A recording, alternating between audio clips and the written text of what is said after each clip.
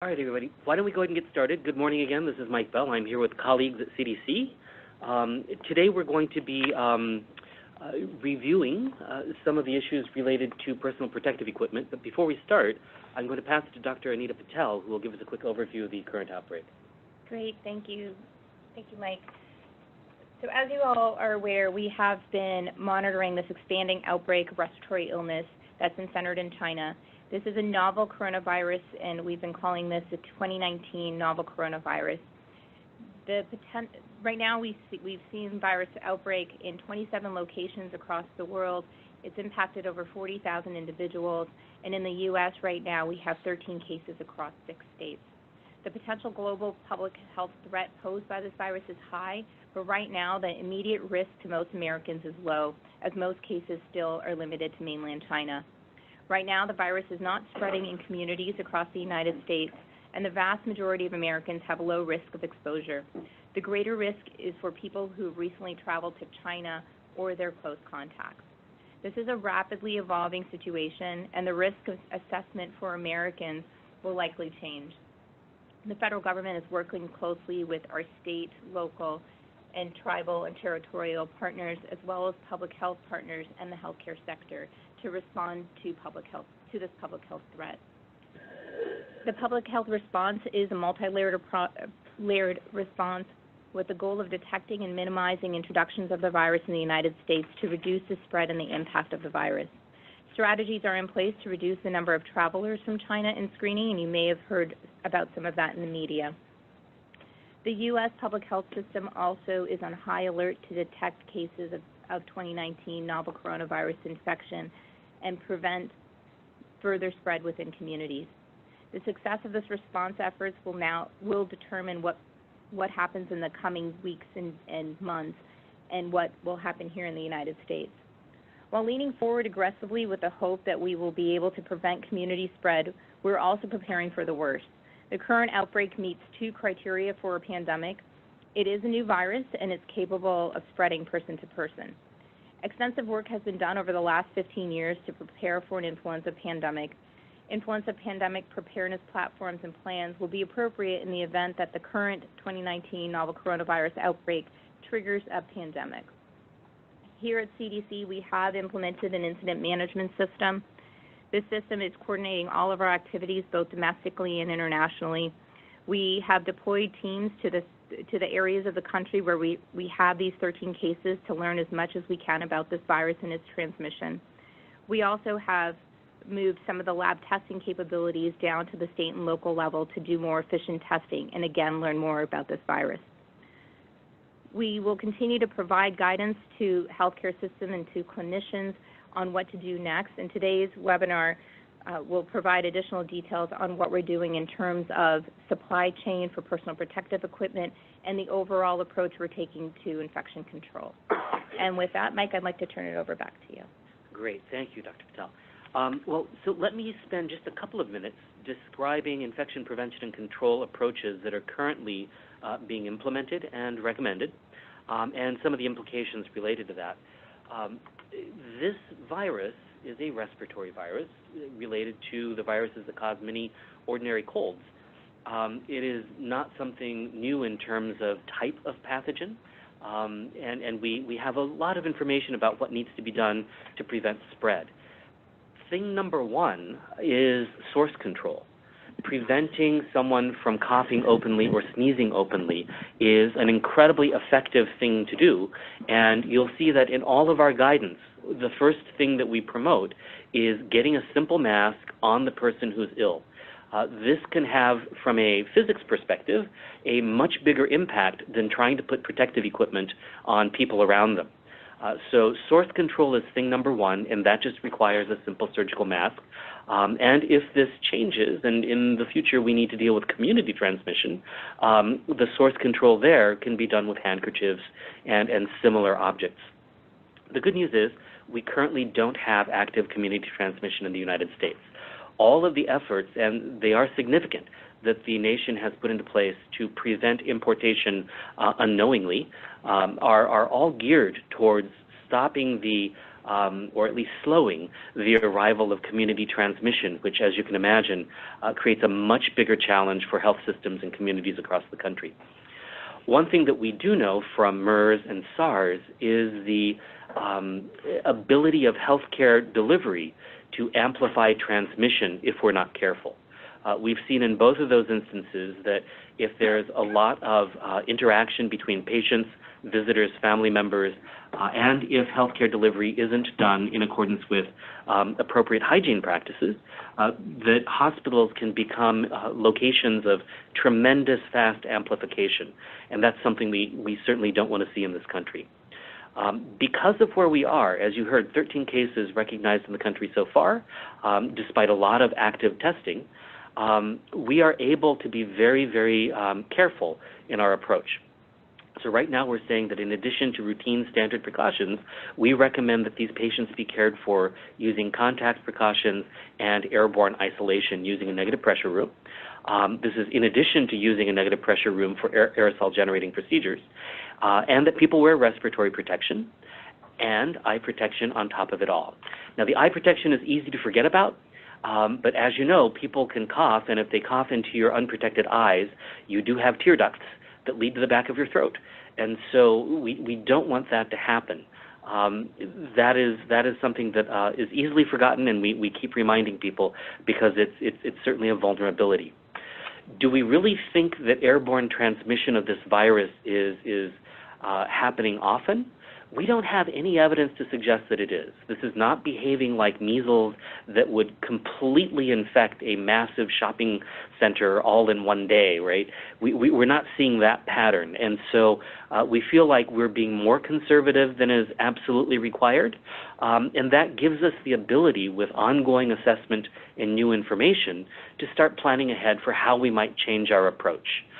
We don't expect to use airborne isolation and respiratory protection forever and ever for viruses of this sort, but we do want to make sure that if we loosen our requirements a little bit, it's after we know just how bad this can be, which populations are most likely to be harmed, and whether there are specific parts of the healthcare system that might be more vulnerable.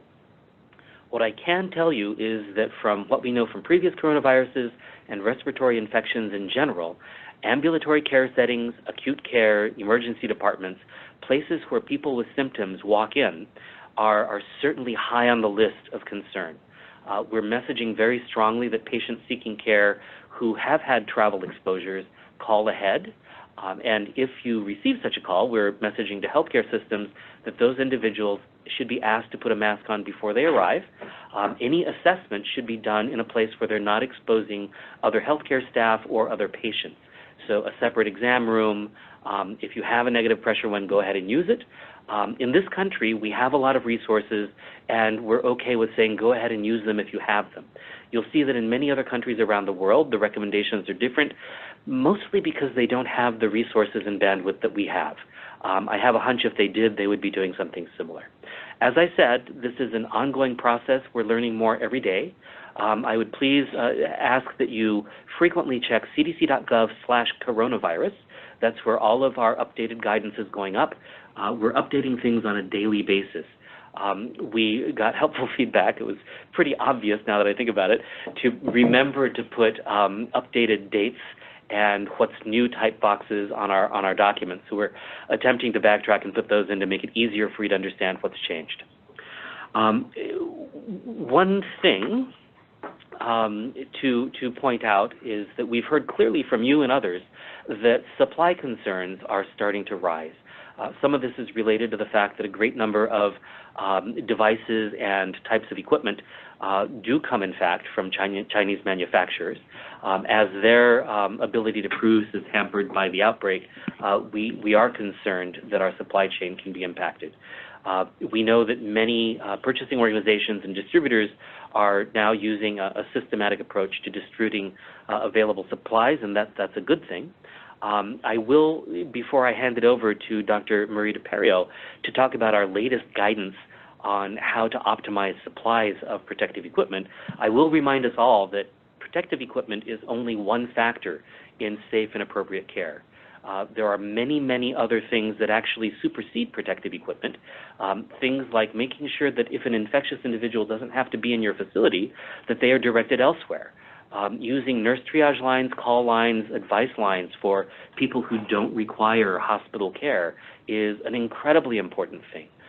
Including the option of waiting in one's private vehicle while waiting to be assessed if somebody is symptomatic is a great thing. I mean, we do it when you're waiting for a table at the Cheesecake Factory, so we should be able to do it in an emergency department and simply use their cell phone to bring them in when it's time.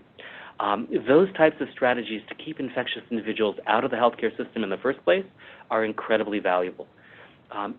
Encouraging people to very quickly wear a mask if they're symptomatic so that if they're in the facility, they're not actively spreading infection to others is the second thing, and that gets back to the primary directive of source control. I'm going to stop now in the interest of time and make sure that Dr. DePerio has ample time to talk about the latest guidance. Dr. DePerio? Thanks, Dr. Bell. So I'm a medical officer and a physician board certified in internal medicine and infectious diseases. I'm assigned to CDC's National Institute for Occupational Safety and Health, or NIOSH, and I've been heavily involved in the intersection of infection prevention and occupational health and safety. Next slide. So as Dr. Bell mentioned, CDC's goal is to provide sound infection prevention recommendations that protect healthcare workers and that are feasible and acceptable to implement. So as you already are probably all familiar, CDC has put out existing interim infection prevention and control recommendations for this virus in healthcare settings. So CDC also has additional new information on the healthcare supply of personal protective equipment, or PPE, and a screenshot of that is on this slide. Next slide. CDC also has guidance that recommends practices for extending the supply of N95 respirators in healthcare settings in the face of potential ongoing nCoV transmission in this country. So our guidance is written for professionals who manage respiratory protection programs, occupational health services, and infection prevention programs in healthcare settings. So as Dr. Bell mentioned, it's important to remember that the U.S. healthcare system responds to infectious disease threats every day. So the actions and strategies that CDC is currently recommending to stop the spread of nCoV are really not new. We've used many of these strategies before for threats like influenza, tuberculosis, and measles. So in occupational safety and health, we use the hierarchy of controls approach. So the hierarchy is framed as an upside-down pyramid, as shown in this diagram, where elimination and substitution are the most effective solutions. But we know that these are not typically options in the healthcare settings. So the next categories are engineering controls, which isolate people from the hazard, and administrative controls, which are practices that change the way people work. So finally, PPE is really the lowest on the hierarchy because its effectiveness involves a high level of worker involvement and commitment, and is really highly dependent on proper use and fit. So the optimal way to prevent airborne transmission is to use a combination of interventions, not just PPE alone. So these strategies can be implemented both concurrently or sequentially. So the strategies we introduce on this webpage shown here can be categorized as conventional capacity using language we've borrowed from the disaster world. And these consist of providing patient care without really any change in daily practices. So these strategies that I'm going to talk about should already be incorporated into existing infection prevention and control strategies, and many of them also appear in pandemic plans. Next slide. So engineering controls are controls that reduce exposures for healthcare personnel by placing a barrier between the hazard and the provider.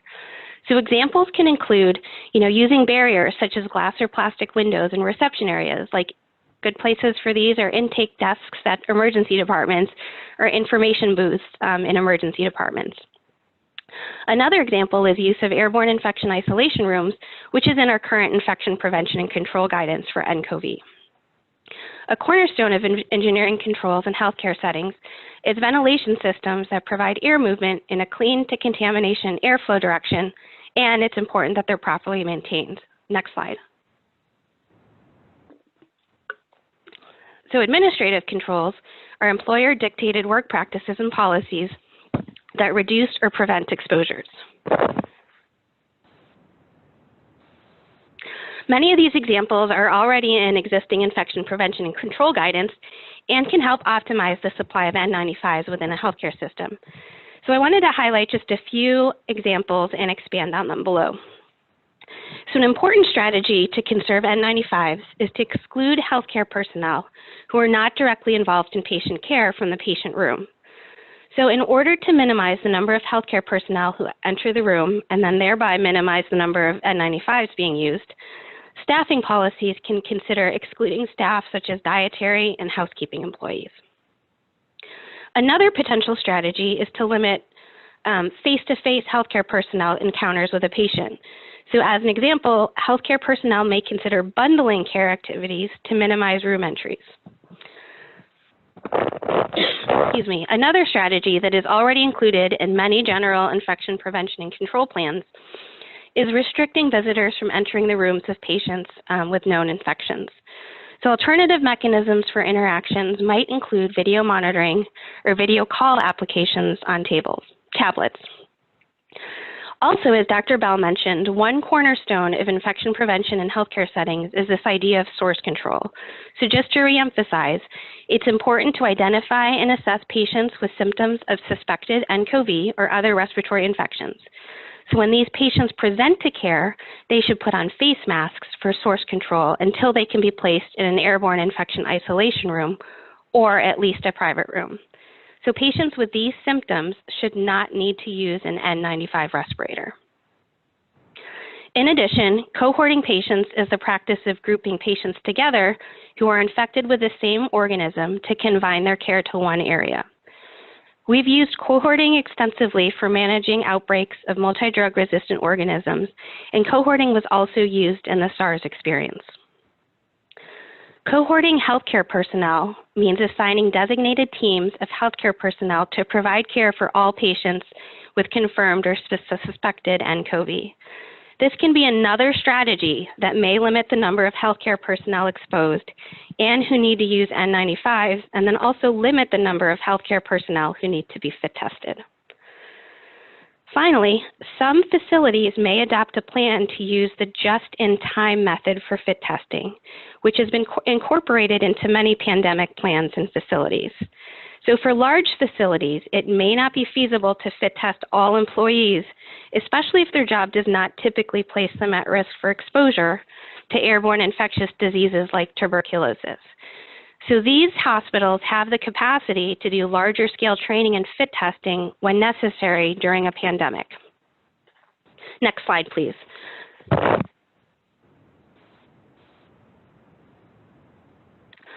So while engineering and administrative controls should be considered first when selecting measures, the use of PPE can also be used to protect healthcare personnel.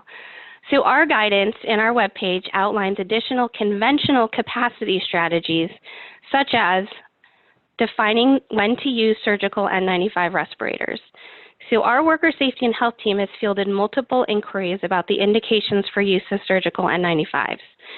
So surgical N95 respirators should not need to be used outside of healthcare settings. In general, healthcare personnel providing general care to nCoV patients should not need surgical N95s. Surgical N95s should be used by healthcare personnel who are working in a sterile field or those who may be exposed to high velocity splashes of blood or other body fluids. Another potential strategy for optimizing the supply of N95 respirators is the use of alternatives that provide equivalent or higher protection.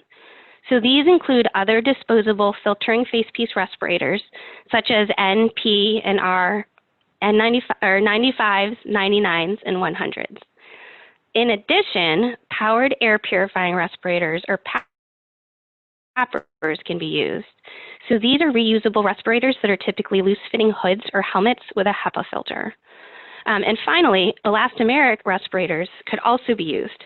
It's important to note, though, that PAPRs and elastomeric respirators are reusable, so they should have up-to-date cleaning and disinfection procedures.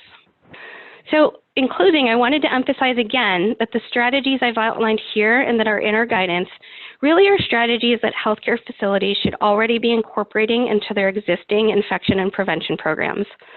All of these strategies may optimize and thereby conserve the supply of N95 respirators.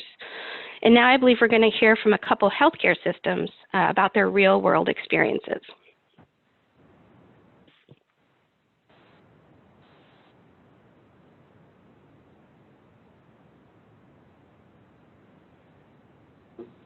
Great. Marie, thank you very much for that. I think the next speaker is going to be Skip Skivington, if I'm not mistaken. Yes, hi, it's Skip Skivington, and I believe my partner in crime, Dave Witt, is on as well, so we'll kind of do a tag team and share our experience at Kaiser Permanente. For us, it feels like deja vu all over again when we look at the long arc of these kinds of situations that we responded to as an organization. And for Dave and I, it goes all the way back into the 90s as we were preparing for the Y2K millennial celebrations and the threat of bioterrorism. And then it hit us personally in 2001 with anthrax, and then SARS, H1N1, and Ebola. So some of the characteristics of that impact to the organization are very, very consistent, and it's just heartwarming to know that there's so many people out there that are interested in this, and you and I walk in pretty much the same shoes in our facilities, because as soon as we heard that there was an issue circulating in mainland China, we could, feel the heart start racing a little bit more than normal, because we knew what to expect, and sure enough, it's playing out that way. So not that we think that we have the answers, because we don't, but we do have a great partnership with all of our health partners from the federal, state, and local level, and it's through this cooperative practice that we think that we're as prepared as we're going to be. And then we also, I just saw something come across that we named this, so I guess the WHO is calling it COVID-19. So we have a formal name for our friend and foe here. So if we can, Dave and I just had time, because we've been, like you, working around the clock to get ready. So we just kind of listed out on a slide, not too sexy with any pictures or anything, that lists out what we've been doing.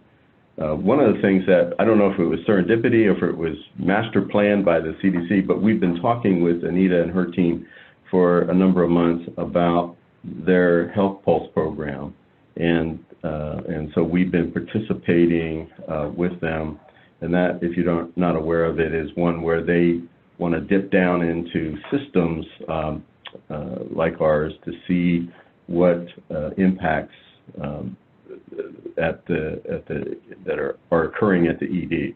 So we're basically using the NEDOX scoring, and we use that really quite successfully during seasonal flu, because it's a early indicator if our ERs are being impacted. And if they are, then we move our incident management system into high gear, get all the nursing directors and leadership at our facilities online, so that we can see where we're having the hot spots, where we can decompress if possible, shift patients, shift staff to cover and stay on top of the situation before it turns into a more troublesome pattern. So you can see the usual things that you would think. Dave and I have had the privilege for the last 20-some years to co-chair our national clinical work group. So we bring together in sort of a wiki experience to kind of get the latest situational awareness throughout the country, get alignment on some of our tools and products that we share within the organization, with the attempt to get the best information, the best science, the best possible products, and we share extensively, and we encourage people to plagiarize shamelessly, so that local folks aren't having to reinvent the wheel for certain products that they're needing at their facilities, like signs, like workflows. If you'll see in the middle of the page, we are an Epic house, and so Health Connect is our internal term for our EMR. And so we coalesced around a set of patient screening questions, and as Dave can attest to, lots of sharp elbows and bruises that went into that effort, because, if you ask one clinician what they'd like to see for on a screening questionnaire, that's then you heard one voice. So there's many, and sometimes it's a really a long struggle to land on a common space. But when we do, we find that that's usually works pretty well because of the rigor and the passion that goes into coming up with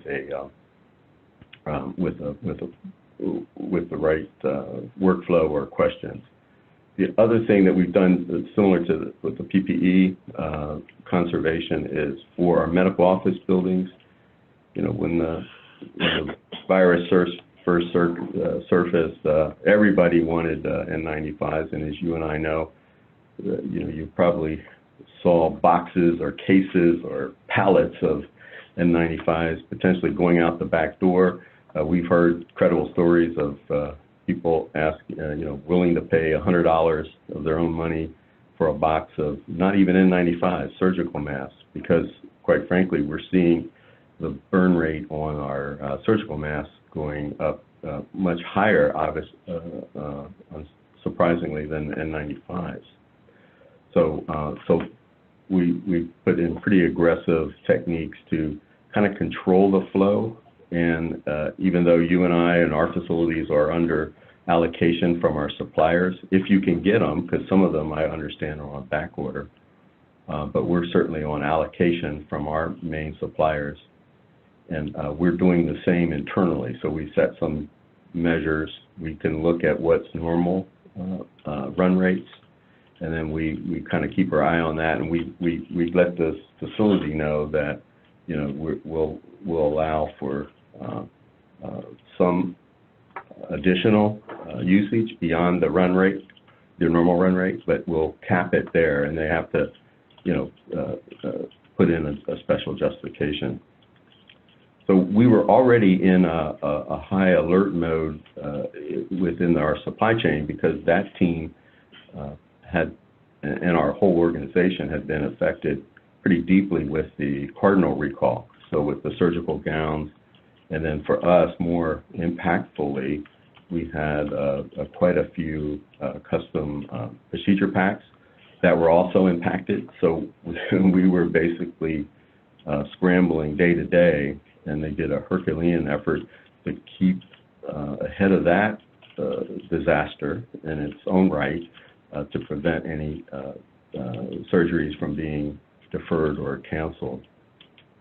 So since they were already in that high alert mode, this was just a natural thing for them to stay engaged and keep their command center operational, and to give us updates on our aggregate supply chain situation, and then what the local facilities look like. So they've been really our personal heroes so far through this crisis for us. So I'll take a pause, and Dave, and see if you wanted to add anything to anything that we just talked about. Yeah, I think... Just real quick, sorry, knowing we're close on time, and Dave, want to give you just a minute so that we can move on. I want to make sure there's plenty of time for questions and answers. I do want to highlight a couple of things that were on the slides that I think was so good that you were pointed out. One are steps that we could take, that they're taking now, like prioritizing early fit testing, partnering with waste management to work through any clarifications that need to be made about waste, and even coming up with a protocol to send to your nurse line and advice line so that they feel ready to answer questions from patients that might come in. Those are easy, practical steps that it sounds like is really helping you guys be well positioned to make best use of the supplies that you have, and to ensure that people who don't need to come in for healthcare don't come in and potentially expose others or get sick themselves. Dave, I want to give you 1 minute because I know your insight is important as well. Is there anything to add to that? Yeah, no, I think looking at all portals of entry was critical. You know, that we have online appointments, online advice, the advice centers, and all of those fairly immediately had the screening questions for symptoms and travel to China. We developed, the workflows became critical. We have multiple communications channels because no one communication channel is really effective, and we know it. So it's gone out repeatedly to make sure to try and get it to frontline staff, and certainly to all administrators and to all departments that are high risk of this being a contact, primary care, emergency department, urgent care in particular. And I think that that's actually penetrated pretty well and kept it fairly rational. We are also looking at the concerns we're getting from staff and trying to be ahead of that. When we have a question, we're trying to address specifically that information. And so far, it's actually been a pretty reasonable response by staff. We aren't seeing, generally not seeing people using extraordinary protection when isn't needed. And we haven't seen really discrimination against folks that we would be concerned about, against people of Asian ethnicity and that sort of thing that can come out very quickly in this kind of setting. I think that's pretty much. Dave, and I think it's so important that you point out that the more that you're communicating with their employees, the more that they feel like they're in the know and they're looped in and that their management feels prepared, the less likely they are to panic and maybe use supplies that they don't need, and also, and really importantly, that they don't feel like they're discriminating against others simply because they're afraid. So it sounds like you're not just preparing them from a planning perspective, but a communications perspective as well, which is amazing. I do want to pivot us, just in the interest of time, to Dr. Rebecca Bartles. She has great insight because she's actually, her facility cared for one of the few patients we have right now in the United States with novel coronavirus. So she can speak to the on-the-boots experience and the practical ways that her facility's been able to address the first case, and then the ways that they're going to plan to addressing these needs moving forward. Dr. Bartles? Excellent. Thank you so much. If we can move into the next slide, just a bit of background. I think all folks are aware of the initial case in Everett, Washington, that came to us on the 20th of January. And in response to that case, our BEST team, which is Biocontainment Evaluation and Specialty Treatment Team, was initiated. And we initially responded to this patient in the same way that we would, a dry Ebola patient, because our team had been drilling, they were geared up and ready to go, and with this being the first case in the U.S., we were operating with an abundance of caution at the direction of our local Department of Health and CDC colleagues. Next slide. So our first set of PPE looks like what you see on the screen here. We use cappers or pappers, the AAMI level 4 gowns, impervious boot covers, double gloves with the extended cuffs, and then we provided scrubs and shoes to our caregivers. We used our biocontainment unit. Patient was transferred in a biocontainment pod, and we definitely, at the time, it was the right thing to do, but, certainly a bit of an overdue for the pathogen that we're looking at. Next slide. So very early on in the process, we right-sized the response, again, at the guidance of CDC and our local health department, to be more in alignment with the CDC recommendations at the time of contact and airborne with eye protection. So we moved down into the AAMI level 2 gowns, still using double gloves, or we still use double gloves just because of the logistics of removing pappers and N95.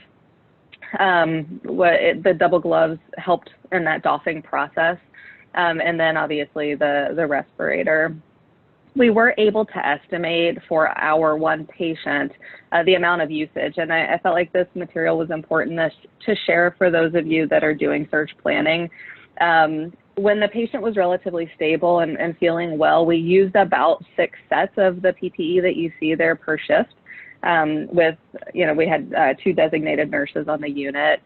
When the patient was feeling sicker and was running fevers, we used about 20 sets per shift. So in our surge planning, we're doing kind of an 80-20 split of those numbers, just based on what we've heard about the percentage of patients that have more severe disease. Next slide. So that's background about what we did initially for our patients, but that's one of 51 hospitals and closer to about 1,000 clinics at this point. We've got a lot of variation in what care settings look like in our organization, and we want to make sure that we're responding appropriately across all of them and keeping our caregivers safe. Next slide.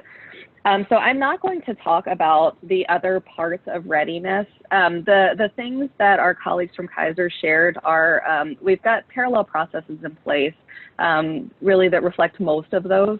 I'm going to speak specifically about the processes that surround our PPE. So a few assumptions before I share our workflow. We conducted a risk assessment. We've continued to risk assess with every decision that's being made, particularly in light of shortages. We do know, as the first speaker shared, coronavirus is primarily spread via droplet and contact routes. And then within our organization, we have a travel screen in place, and this travel screen has fired around 700,000 times since the 21st when we turned it on. But it hits everybody at every point of entry, and anyone that calls to schedule an appointment is asked travel screening questions. And so we've got a pretty solid wall around those places where patients are presenting to be able to quickly identify and isolate. In addition, we had to consider that in our ambulatory care settings, we have a policy for high consequence infectious disease that we're identifying and then transferring. So primary, specialty care, those sort of care environments, we're not doing things that are aerosol generating for coronavirus patients, and certainly not collecting testing there. We are identifying patients and moving them out because most of our ambulatory care settings do not have respirators and have not been fit tested. That's different in some states where that's the state requirement, but the majority of our ambulatory care settings do not. We also know that there are many health jurisdictions that touch our various care settings, and that they have different capacities. And so as we were planning our approach, which you'll see here in a moment, we had to take into consideration that some health jurisdictions are able to respond quickly, and others have been very bogged down with the amount of requests and PUIs identified in their area. Finally, PPE is limited, and I know that we've had really more concerns over surgical masks at this point than N95s even. But we do have guidance from CDC regarding N95s and the documents that were shared earlier about prioritizing use of those. On the next slide, you can see this is just a really simple diagram that kind of gives an overall explanation of our patient flow. We ask screening questions at the point of entry. We actually ask about travel to China, and we have initially, since we turned the screen on, to cast a wider net, and we ask about travel within the last 30 days. Because of a case in which the patient did not present for medical care because they were not symptomatic until day 15 or 16 after their travel. And because we know with this pathogen that we're seeing this longer prodromal period where patients may not be sick enough to present for care. So we've expanded our window of what we're requesting. For hospital-based settings, for all settings, we provide the patient a mask initially. Most of our settings do have sort of masks right at the door with signage as well. And then we move the patient to another room in order to screen them for symptoms. On the next slide, you can see the breakdown. And what I'd really like to indicate here is the difference between response in our hospital-based settings and our clinic-based settings. So if a patient screens positive for symptoms, in our hospital-based settings, we respond by placing the patient in negative pressure and donning the contact airborne, et cetera. In our clinic-based settings, again, we do not have fit testing throughout all 1,000 of those clinics. And so we are using contact and droplet PPE, placing the patient in a private room, and notifying the local health authority. We're not conducting conducting testing, collecting lab specimens, really providing care, simply holding the patient until we get guidance from the Department of Health on the right location to send the patient. Next slide. And then finally, across the enterprise, we are doing a number of other conservation steps, and I'm sure these are things that are in place across many of your facilities. I kind of added the control categories here based on the documents that were shared over the weekend, but certainly we're housing patients in rooms and separating them. The administrative controls, I think, are, it's important for us to talk about these techniques like limiting entrance into rooms and bundling care, excluding visitors, not for coronavirus confirmed cases or even PUIs specifically at this point, but all of our other patients in isolation, because I feel sure our facilities have more patients in isolation for influenza right now than for coronavirus. And we're using large quantities of PPE for these patients as well. So if we want to be smart about conservation, we need to focus on conservation of PPE across all isolation types as we await updates in our supply chain. And then in the event of surge, cohorting patients, personnel, and just-in-time fit testing begin to make more sense. Obviously, if we don't have confirmed coronavirus patients in our facilities, cohorting isn't really applicable. Next slide. And then finally, we actually do have respirators in our system that were identified last week as being expired, and we've held them. And I was glad to see the CDC guidance recommends, the opportunity to use those things that are out of date when the situation warrants it. So we will be holding those in the event that we get very critical with our supply. Extended use of using the same respirator for repeated use and not removing it is something that, again, we will not be considering at this point, but if we get a surge of coronavirus patients and we're cohorting it, then makes sense. Reuse, again, does not make sense for this pathogen because of the contact nature, but may be appropriate for us to consider for the N95s for our TB patients because of the different route of transmission there. So that is just sort of an overview, and I know I moved through that pretty quickly, but that's the way that we're handling the crisis in our health system.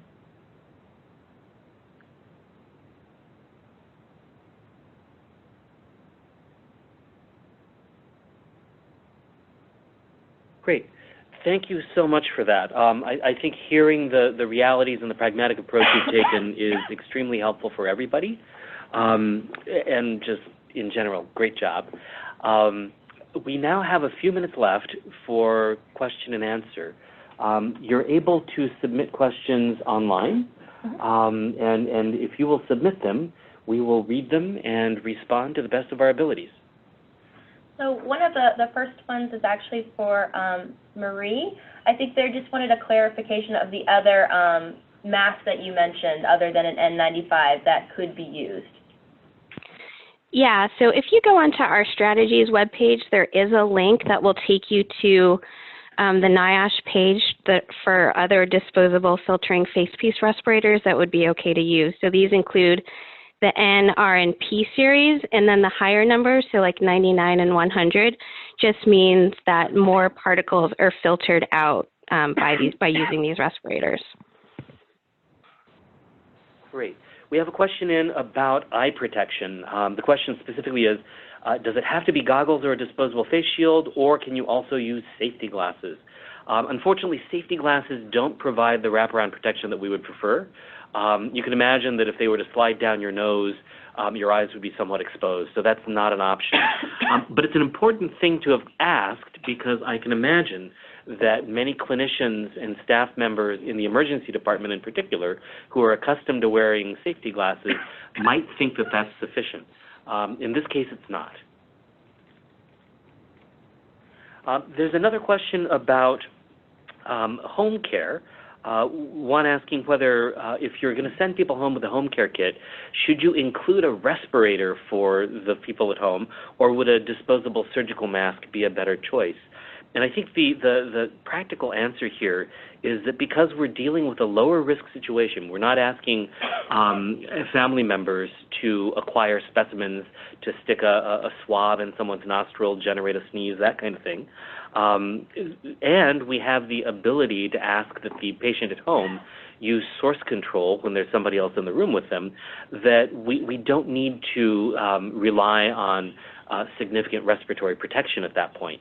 A surgical mask would be fine, and in fact, being able to send several of them so that people can use them and throw them away appropriately would make more sense, because reusing a respirator, as you just heard, in this setting where contact transmission is likely to be an issue, would be a bad idea. We wouldn't want somebody reusing a respirator that had respiratory secretions accidentally smeared onto it.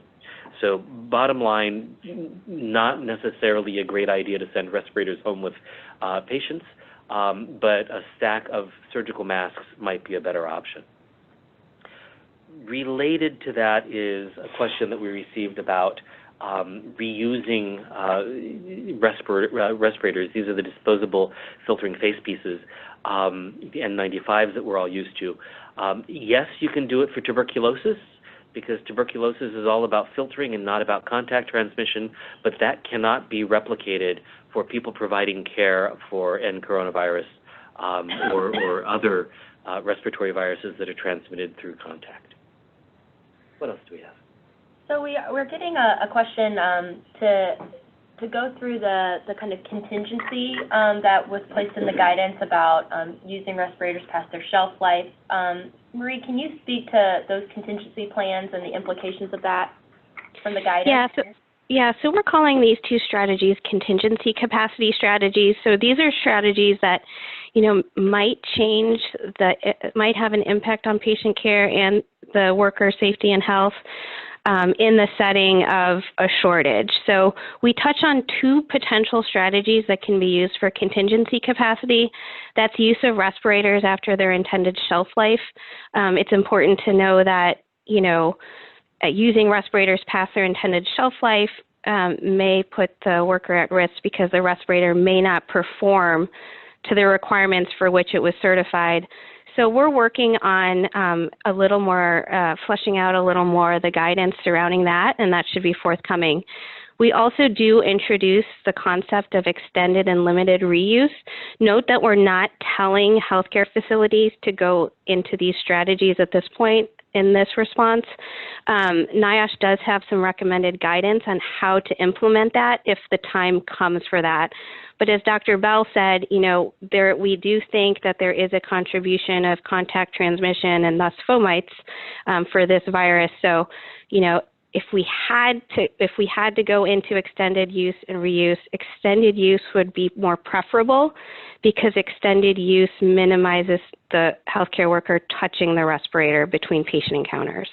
So again, we're not ready to recommend that healthcare facilities use these strategies just yet, but we're working on providing more guidance if we get there. Anita, Dr. Patel, do you want to add anything to that? No, I think you hit on everything. Thank you. We have one more question, a clarification request about healthcare personnel using respirators for home care, and that's a very different thing. So what we were talking about earlier is sending a stash of equipment home with a patient to manage themselves or their family members. With a healthcare worker, if we're sending somebody in to provide healthcare and manage a sick person, there are two things that are quite different. One, they might be doing things that are likely to generate exposures, like obtaining specimens, that kind of thing. And then the other thing is this person's job is to go from one patient to another. And so their ability to contribute to cross-transmission is materially different from a household member providing care for a loved one. At least we assume a household member is not going to provide care for many loved ones across the community all at once. So with that in mind, we would continue to recommend that healthcare personnel going into homes use an N95 as currently recommended. I will also, though, loop back and say that that's our current stance, and if things change, we may be able to step back from that a little bit. And as soon as we have that ability, we will be messaging that broadly. Great. We also have a question around specific guidance to law enforcement officers. This was put through the chat mechanisms, but I wanted to repeat it since I know there's a lot of interest. So while specific guidance related to law enforcement officers doesn't exist, there's actually a combination of guidances that law enforcement officers and personnel can use. Law enforcement officers that are performing emergency medical care services should follow the guidance that we released over the weekend for EMS personnel. Otherwise, in their day-to-day, on-the-beat activities, law enforcement officers should follow the guidance for businesses and employers that was released just a few days ago. However, if officers are in contact with people with known coronavirus, then using the risk assessment guidance that was released a few weeks ago would make sense. So while there isn't specific law enforcement guidance, because depending on what they're doing in their course of business, has them fall into different categories, being aware of all the different guidances will be helpful. If there's further questions, we'd be happy to reach out to these partners and walk them through that, but wanted to make sure we could clarify.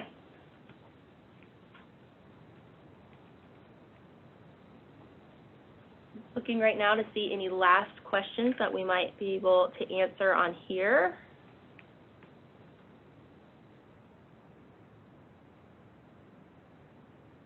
There's one last question asking about the regulatory aspects of protective equipment use.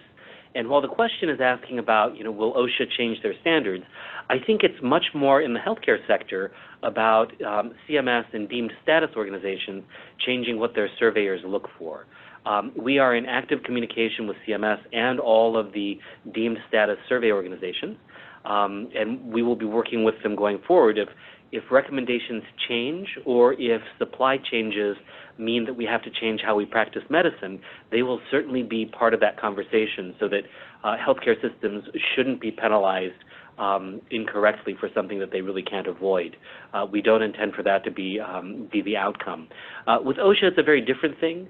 I certainly won't speak for our colleagues there, but they have requirements that are unlikely to change quickly in response to something like this. But at the same time, I would not expect those to get directly in the way of implementing interim temporary activities.